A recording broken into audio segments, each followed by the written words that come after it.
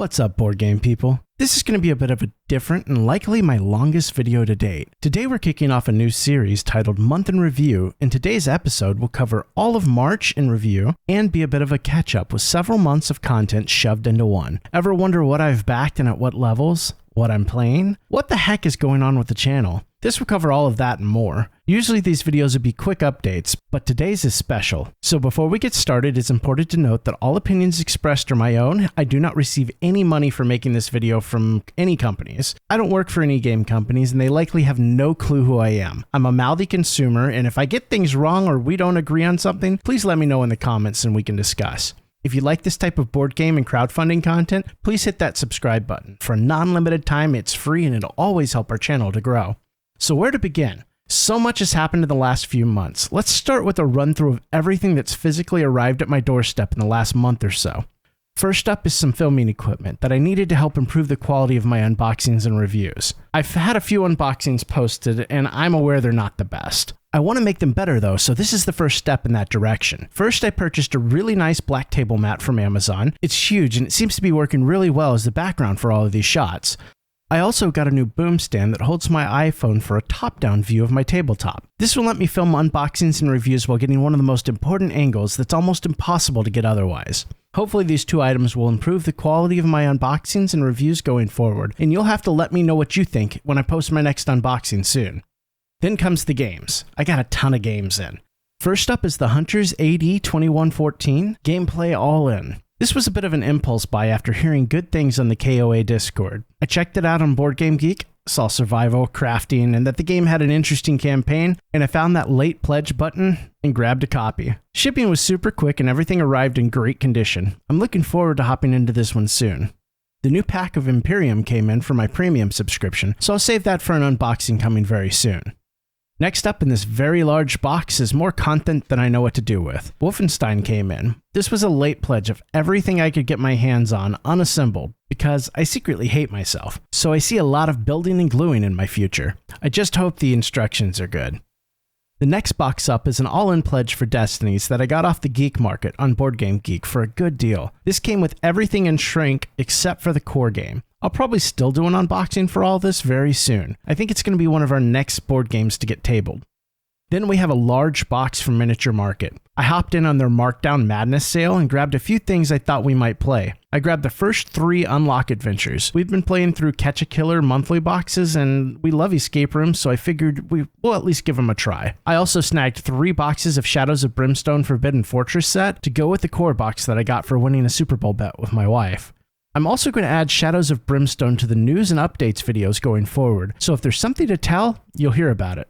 Last up is a box with spoilers all over the sides. I managed to grab a Legends pledge for Bardsong off eBay for a decent price. Again, this was a bit of an impulse buy. Everything arrived in great condition, but initial reviews of the game just aren't that great. I'm beginning to wonder if I bought a bum game or if I'm going to regret this purchase. We'll have to see. I said this would be a bit of a tell-all, so I'm going to take a few minutes and run you through everything I have currently backed and have not received, and I'll tell you at what pledge levels I backed and why to give you a peek into exactly my style and some of the content you can expect to see on the channel in the future. I don't think many content creators are particularly open about what exactly they're backing and why. Most of them leave you to assume they're backing a project, and I find that often they do not. They just cover the game to fill a hole in their content schedule, and that's it. This isn't a bad thing, but I want to be open about what I have and what I am backing. So each month I'll try to go over everything I've backed and give my thoughts. These are in no particular order. Warning, this is going to be long. In the future, I promise this video will be much quicker and we will only go over what I've backed that month. But for the first time, enjoy. First up is Harakiri Blades of Honor. I backed Harakiri at the Early Bird Honor Pledge. This is a game I will be pretty much all in on once the pledge manager launches. The Japanese or Asian theme interests me, and it's a hole in my collection I want to fill with a few games. It's a dungeon crawler with a sprawling campaign and amazing miniatures. From the time I first saw the overland map and realized that locations would be spread across a large area, I was hooked. Next is a nostalgia back I couldn't pass up. I backed a game called Atmosphere at the deluxe game level. Atmosphere is a really casual game where you're racing against the clock in the form of a videoed gatekeeper to be the first to the center of the board. I played this as a child with the VHS tape that came in the box, and I loved it. This is a game I got specifically for when my in-laws come to visit. It will both gross them out and give them a good laugh. Outside of the board game realm, I back a few projects every now and then. I was able to score a super early bird pledge for the Elegoo Jupiter. The Jupiter is a stupid big resin 3D printer. This thing is massive and should allow me to print nearly anything I want on it. More on printers later. After that, we have The Witcher Old World. My wife and I are huge fans of The Witcher. One of our newer kittens is even named Ciri. This again ticks a lot of boxes for me. I love the variety of monsters they're allowing us to hunt, and the addition of the mages really sealed the deal for me. I backed this at the gameplay all in, but I'd be hard pressed to find anything I haven't ended up adding in the pledge manager. In fact, I still have a few things in my cart on GameFound I need to pull the trigger on. Next up, I pledged the collector's bundle for the Legendary Kingdoms books, grabbing myself hardback copies of the first book of Valley of the Bones and the new book, Crown and Tower. These books are a solo RPG adventure in a book. Valley of Bones had pretty good reviews, and I wanted to give it a try for myself. They're finally headed to printing, and hopefully they'll arrive sooner than later. Then we have Nemesis Lockdown. I'll include this because as of filming, I still have not heard of my copy being shipped. I'll be honest, I knew I got pretty much everything, but I didn't know exactly what, so I had to take a look. I was beginning to suspect I'd ordered the inserts, but that's just not the case. I got the gameplay all in for Nemesis and Lockdown, the Alien Kings expansion, the Space Cats, both mats, the Lockdown cats, and the plush cat for my wife. So, there's a mandatory Frosthaven pledge. I introduced my wife to dungeon crawlers with Gloomhaven during our first vacation together, and we hardly saw the beach that weekend. She loved it, so Frosthaven was a no-brainer. I've got the Frosthaven bundle with the organizer and coins. The next pledge is Etherfields. You can see I have a bit of an Awakening Realms problem beyond them just taking forever to get me my games. I got Etherfields at the Dreamwalker pledge, then decided to go whole hog after hearing some people had really liked the game. I grabbed the Funeral Witch and the Sphinx campaign, some card holders, and the Kittenberg promo. Now to the one responsible for getting me into Kickstarter games in the first place. I was one of the crazies that backed the original Kingdom Death Monster and got everything. And then the second campaign hit, and I went all in again. I snagged a Black Friday Silver Lantern pledge with all expansions. The only thing I didn't get, and I regret not getting, was the Campaigns of Death, which I'll have to try to get on Black Friday if it goes on sale again. And I'll be paying an arm and a leg for it. Speaking of huge games, I late backed Aeon's Trespass Odyssey at the 5 Cycles pledge. I got the Game Changer Titans, Skyseer Nyx, the battle boards, both luxury tile expansions, freaking everything. I fell in love with Into the Unknown and their approach to games, and thus far I don't believe I was wrong. This game looks to be amazing, and I can't wait to start playing the first few cycles when it arrives. I'm also adding in the Godforms miniature pack and the Onwards Odyssey. Another pretty big one I backed was the Elder Scrolls V Skyrim the Adventure board game. I love the video game and I still play it, as does my wife, so a Skyrim board game sounded like a great idea for us. I'm just hoping the campaign lives up to my expectations. I'm cautiously optimistic on this one. For Skyrim, I got the deluxe tier package that includes pretty much everything without buying me into the miniature skirmish game, which I just wasn't interested in. And to keep the pile of boxes rolling, we have Chronicles of Drunagor Age of Darkness Apocalypse. I got sucked all in on this one. I got the Master All-In pledge and added the Dual Layer Monster status boards. I know there's been a lot of controversy around this one, but I'm still looking forward to tabling both games in the pack. Next up is Ancient Blood Order of Vampire Hunters. I saw King's review of this game and I really wanted to add some vampires to my collection, so I hopped in at the Slayer pledge with the Legacy add-on bundle. That should get me pretty much everything, ignoring the original game upgrade. Usually I'd try to get the original game too, but I've heard that this version is just so far superior that there's no need to play the original. After that, we have Primal Awakening. This is another late pledge for me. I'm a huge Monster Hunter World fan, the video game at least, and I love boss battlers. After looking at Primal and Monster Hunter World, I chose Primal. The more I see of the game, the more I'm sure I made the right choice. The minis and graphics for the game are stunning, and I'm excited to hear about the written campaign soon. For Primal, I got the gameplay all in, the terrain box, and the playmat. Then we get to ISS Vanguard. I tried to resist. I really did. I said, I have too many Awaken Realm games, and only one's been delivered. Then I saw updates and more updates, and I saw that I could still get in on a pledge in the late pledge manager, and eventually it became too much and I backed. I'm weak. But this game fits into my constant search for a mega campaign planetary exploration sci-fi thriller. For ISS Vanguard, I got the gameplay all-in pledge with the section boxes, the section pets, the playmats, and the stupid expensive dice upgrade. I wish I could say that we're getting close to done, but we aren't. I have a problem. Please don't judge me. Maybe this is the halfway point? Maybe? Next is Final Girl. I heard about Final Girl on the Rodney and Rodney anniversary shut up and sit down video. I looked into it and then the Kickstarter hit. I wanted to have a good solo game I could leave set up somewhere in the corner to play when I have time, and this fits the bill for the time being. And seeing as I have apparently no self-control, I went all in. I backed at the epic all-in tier. Another project I went back and forth on before late backing was Black Rose Wars Rebirth. I just couldn't make up my mind. I passed on the campaign on Kickstarter, and I almost passed completely. I don't normally go after non-co-op games as my wife and I get really competitive, and feelings can get hurt. But sometimes you need to scratch that itch. I went for the collector's bundle, the Jukas Avatar expansion, Seal of Fire, the Rebirth Skull Dividers, and the Ashes of Spiel Mini because he's just too damn cute. So, another project to add into the category of games I won't see for 20 years. I laid back Storm Sunder. I went pretty much all in with the Nier pledge, Elise the Lost Princess, and Fiera the Last Titan. If I ever get this game, if it ever delivers, it's going to be awesome. The minis are absolutely amazing, and I'm really looking forward to the narrated, exhaustive campaign. I backed Marvel Zombies at the all-in. Then I dropped the pledge. Then I swapped to $1. I don't need this many little superheroes running around begging for paint, and I don't really know who I'd play this with. I just don't think it hit my table enough to justify the cost, so I'm really on the fence. Next on the list is Frostpunk, another video game adaptation. This game almost makes more sense as a board game, and if it's as good as the video game, it's going to be a smash hit. I laid back this game at the exclusive set level, which gets me the miniatures and plastic, and pretty much everything gameplay-wise. Then we have Agemonia. This is another late back for me. A really late back. I messaged the creators after the pledge manager had closed, and they were nice enough to let me in at an all-in pledge for the original price. This one seems to be a ways out, but it should be a great game. I love the unique art and level design for this one.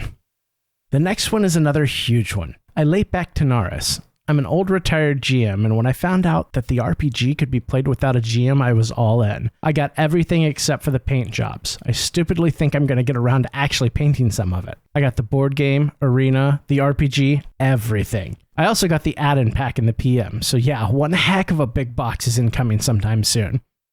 Some days I wish I never learned about late backing. It's like Pokemon, gotta catch 'em all, right? So another late back was Darkest Dungeon from Mythic. I got sucked all in on this one. Surprisingly, I haven't played the video game that the board game is based off of, but the premise looks great. For the Darkest Dungeons, I'm pretty much all in with the Ancestral Pledge, the Musketeer promo, the Heirloom Chest, which is the upgraded components, the Organizer, the game mat, and the alternate hero sculpts. I grabbed the deluxe edition for Mind MGMT. My wife always tells me about a hidden movement game her and her family used to play, so I figured this would be great for when they visit. Mind MGMT has received so much high praise it was hard to ignore, and with the app being published to allow co-op play, I think this is something that'll be tabled very often. Another great game that helps fill our insatiable appetite for survival sci-fi games had a reprint lately. Unsettled hit my list after seeing it at a friend's house, and when I saw they were reprinting with expansions, I was on board. I picked up the Supernova Pledge without sleeves. I'd rather be able to choose my own sleeves when necessary. Now for the most anticipated, Kingdoms Forlorn. I'll say I really shouldn't need to justify my purchase here if you watch my channel, and you should know I'm all in on this one. They could add 100 more things in the pledge manager and I'd still be all in. It's sad. So it seems we've caught up to the recent backs. Most of these haven't seen pledge managers yet, so I'll say what I intend to get instead. Then again, I'm an all-in guy, so it's kind of easy. I backed a Kickstarter for a 3D printable Victorian house. I thought it'd be a fun project to put the Jupiter to use printing, and wiring and lighting with effects should be fun. The project was called Stormcrow Mansion, and I backed for all the STLs. I grabbed an early bird all-in for League of Dungeoneers. This game calls back to the old school RPG enthusiast in me and allows me to play without a GM. I think it'll be a great adventure to play through. The next one is a bit off the wall for me. I backed Solar 175 at an all-in deluxe pledge. I don't recall any pure Euros that I've ever played, and this one looked like it would be right up my alley. I like the legacy play involved and look forward to playing it when it comes in. Earth Under Siege Flashpoint looks to be a huge, great sci-fi dungeon crawler with some unique stealth elements that interest me. I don't think this campaign got the love it deserved, and I'm willing to bet there'll be a lot of people trying to get their hands on it once the reviews start coming in. I got Earth Under Siege at an early bird invasion level. I'll be pretty much all in on this one. I finished off my Resident Evil late pledge before the pledge manager closed. Again, I'm all in on this one, grabbing the alpha all-in and the community add-on bundle. There's always room for more horror and zombie games in my collection, especially if I ignore some of the zombicide games. I just want something a bit heavier. I backed this War of Mine's Ukraine benefit campaign. I love this War of Mine on the Xbox, and I'm really looking forward to sharing its deep, impactful choices and play with my wife when we play through it. It isn't something I'll want to table all the time, and I'm okay with that. I believe it has a place in my collection. I was able to get the core box, the Memories expansion, and the Rebel dice. I backed Malia after following the game for a few years. It looks great. I appreciate the inclusion of puzzles and the variety of ways to achieve your goals in most dungeons. I backed this one at the Heroic Edition pledge, and I'm not sure what, if anything, I'll add in the PM. I backed Lobotomy 2, give me another game night type game for my collection. This one looks easy to table and easy to teach, so it should be a hit. I backed Lobotomy 2 at the Madness pledge. I'm not sure if I'll be adding anything in the pledge manager or not. I just don't think I can justify the cost of the Lobotomy 1 minis. I backed Tamashii on GameFound. Debatable whether it's really a light game or not. I'm hoping it'll be a good filler or a pick-up put-down game for me and my wife in between heavy campaign games. I backed at the Cyber pledge, adding Katie's Diary expansion, a likely pledge, and I'm not sure what, if anything, I'll add in the PM. Now, on to the March campaigns that are just closing out on Kickstarter. I backed Tabaru and the Bad Karmas at the Saga Pledge level, so I would get the complete game. I also wanted that nice discount on the upcoming campaigns as well, because I'll likely grab Vampire Masquerade and Sword and Sorcery. What else I add in the PM is absolutely dependent on my budget when it goes live and when it closes. I'd love to add the extra dice, the development kit, the character pack or two. Little known fact, I have a degree in game design, and I'd love to be able to toss some ideas onto the table and play with it on their system. We'll have to see how tight money is when the Pledge Manager launches. And last, and certainly not least, I have Oko Chronicles Cycle of the Earth. I'm in the Karazu pledge for this one, and I'll be adding the expansions and the Cycle of Water in the PM if money allows. I'd love to do some videos on this game and shed some light on an underappreciated game. Wow, that was almost too long. I was forced to stare at all the money I'm throwing at board games, and while I'm sure most of it'll be worth it, it's certainly eye-opening. It's likely something we should all do from time to time. Look back at what you've backed and see if you're still excited about the games. So next up is the What I Canceled. There were a few projects that I got really excited for, then something yanked the excitement away from me. That's not saying these games aren't going to be great and that you made a mistake by backing them. This is purely me being honest as to why I'm not backing a project that I was first excited for. First up, I pulled my pledge on Dead by Daylight. I likely will still get the game, but I'm positive I can find that deluxe version at retail or close to it and skip the shipping. They came out in an update and in writing said that this was a pre-order. That could actually open them up to some liability if they fail to deliver or deliver in a timely manner. But for me, it's not what Kickstarter's about. I didn't back Jurassic Park, which I really want because it's nothing more than a glorified pre-order by a company that has the money to produce the game with or without my help. This is pretty much the same. They're just gauging interest for an initial print order of their game. They could have saved time and effort by sending out a survey to the interested parties. Next up is Tidal Blades. This is a game I caught some grief for the very few pieces of criticism I offered for it. I even said in my Kickstarter guide I was excited for the game, and I thought it would be great. What got me to drop my pledge was the creator's abrupt and childish reaction to me. My little 200 sub channel posting a video about his game, where I didn't just drink the Kool-Aid and regurgitate every nice thing that should be said about a board game. In truth, I understand he has a lot riding on this game. He lost his partnership with Skybound Entertainment days before going into this, and he's sinking or swimming on his own money from here on out. The campaign did very well for him, and I'm sure the game will be great for those that backed it. I vote with my dollar, and I am a mouthy consumer. I'm not throwing money towards projects that can't take criticism. And that's it. I don't often cancel pledges along the way. Another section I'll be including in these monthly updates is what I painted. Well, for this one, I'd say nothing. I really need to make more time to paint, and now that I'm finally getting a bit more of a handle on my content creation schedule, I'll hopefully be able to. Up next would be the what I've played recently, and with everything going on, table time's been cut a bit short. My wife and I just finished our playthrough of Descent Legends of the Dark. It's her turn to choose what we play or do next, and she's chosen a puzzle she bought us for Christmas. After that, I'm leaning towards a full playthrough of the base game of Destinies, but we'll see. So we moved into our current house a little under 2 years ago, and we're finally getting around to arranging and outfitting our game room like we want. As we get some of the work done, I'll keep you updated. For today, we're going to take a quick tour. It's a bit of a mess and very much a work in progress. Starting at the right side of the room, we have all of our crafting and painting supplies hidden from view in a small calyx shelf. I know, shame. A calyx that isn't being used to hold board games. Well, next to that we have a brand new 5x5 calyx that we got to replace the 4x4 calyx in the walkway leading to the game room.